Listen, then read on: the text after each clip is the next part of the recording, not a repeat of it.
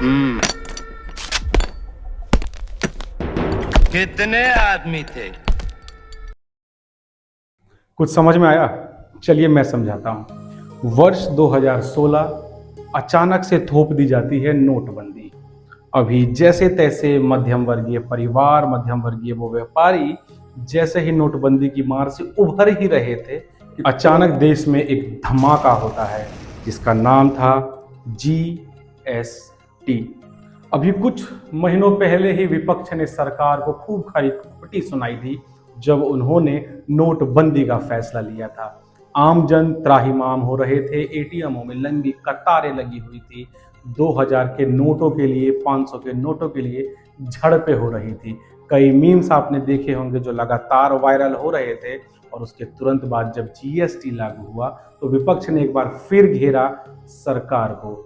विपक्ष ने जीएसटी का फुल फॉर्म बताया जो था गब्बर सिंह टैक्स। जी हाँ, ये वही गब्बर सिंह है जिसके आतंक से पूरा रामपुर कहरहा रहा था। लोगों ने सरदार सरदार आप जान रहे हैं मैं किन को बोल रहा हूं, सरदार को लगातार घेरना शुरू किया इस जीएसटी पर। सरकार के मुताबिक यहाँ पर सरकार मोदी जी हैं, क्योंकि अब की बार मोदी सरकार का लागू नारा बहुत दूर दूर तक गया था। तो मैं यहाँ पर मोदी जी को इसलिए डिनोट कर रहा हूँ ताकि आप और अच्छे से समझ पाएं। मोदी जी ने जब जीएसटी लागू किया तो उनका एक ही मानना था, वन नेशन वन टैक्स। वो इसलिए करना चाहते थे ताकि व्यापार को और सुगम बना पाए, आम आदमी की जेब पे थोड़ी सी बचत हो पाए और जो लोग टैक्स चोरी करके अपना साम्राज्य बढ़ा रहे हैं वो कम हो पाए। लेकिन सवाल यहां उठता है कि कितना जीएसटी सफल रहा। वर्ष 2016-2017 आम आदमी की कमर इस प्रकार तोड़ी गई मानो ऐसा धमाका हुआ जिसमें नेस्तो नाबूद हो गया हिरोशिमा और नागासाकी। आम आदमी से लेकर व्यापारी तक हर एक वर्ग कहीं ना कहीं सहमा हुआ था, डरा हुआ था और एक बहुत ही बड़ा सवाल या निशान था कि ये जीएसटी की जरूरत क्या सच में थी? क्या जरूरत थी 4 अलग अलग स्लैब बनाने की? क्या जरूरत थी मूलभूत सुविधाओं को, जो बेसिक नीड्स है, उनको भी जीएसटी के अंडर में लाने की? क्या जरूरत थी कि एक आम आदमी जब टैक्स दे रहा है तो उसके ऊपर अलग से भी जीएसटी लगाए? यदि हाँ, तो उसके एवज में आम आदमी को क्या मिलता है? आज एक आम आदमी किसी अस्पताल में जाए, किसी स्कूल में जाए या वो अपने रोड पे चल रहा है, टैक्स के अलावा भी उसको एक टैक्स देना पड़ता है। एक आम आदमी को अपने जीवन से क्या चाहिए? रोटी, कपड़ा और मकान। जीएसटी लागू करने के बाद तमाम विरोधों को झेलने के बाद भी सरकार के कान में नहीं रेंगी जू। लाख कोशिशें की विपक्ष ने कि सरकार को घेरा जाए, लेकिन एक बार मोदी जी ने ठान ली, उसके बाद वो किसी की भी नहीं सुनते हैं, करते हैं तो सिर्फ मन की बात। देश की वित्त मंत्री ने जब यह जीएसटी लागू किया होगा तो ये नहीं सोचा होगा कि इतना विरोध का सामना करना पड़ेगा, लेकिन तमाम विरोधों के बाद भी वो उन्होंने जो ठाना हुआ था वो करते चले गए। आज पूरे 8 साल के बाद, पूरे 8 साल के बाद 15 अगस्त को लाल किले की प्राचीर से एक आवाज आती है। और मेरे प्यारे देशवासियों, हम नेक्स्ट जनरेशन जीएसटी रिफॉर्म्स लेकर के आ रहे हैं। ये दिवाली के अंदर आपके लिए तोहफा बन जाएंगे। यहाँ पर मैं सरकार की तारीफ जरूर करना चाहूंगा। पहली बार ऐसा हुआ है कि जो चीज ठानी गई वो 1 महीने के भीतर कर ली गई। 15 अगस्त को सरकार ने यह ऐलान किया था कि जीएसटी के दरों में गिरावट आएगी। 3 अगस्त को ये डिसाइड हुआ और 22 अगस्त से लागू हो गया जीएसटी 2.0। जीएसटी में बदलाव, क्या ये क्रांतिकारी कदम है या फिर अपनी गलती सुधारने का एक मौका? जीएसटी 2.0 में बदलाव क्रांतिकारी हो या फिर सुधार का एक तरीका, ये तो सिर्फ और सिर्फ सरकार जानती है, लेकिन आम आदमी में उत्साह की लहर है। जीएसटी 2.0 बन गया है बचत महाउत्सव। जी हाँ, त्योहार का समय आ चुका है। दशहरा के बाद तुरंत दिवाली आ रही है। हो सकता है ये देश को बहुत बड़ा तोहफा देकर जाएं।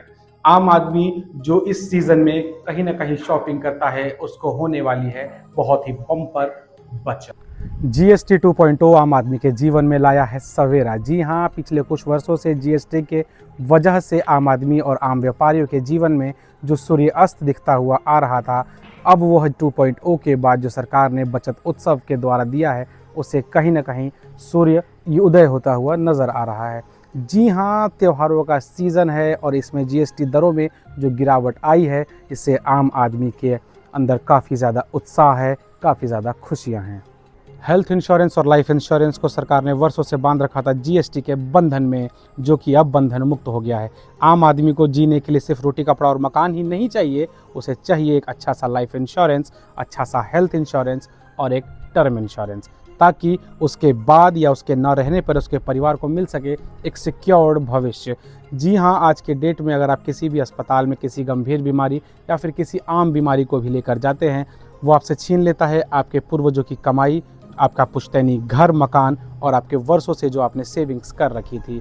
जीएसटी 2.0 में जब जीरो जीएसटी पर हेल्थ इंश्योरेंस और इंडिविजुअल इंश्योरेंस आया, लाइफ इंश्योरेंस वालों की बल्ले बल्ले हो गई और आम आदमी की भी।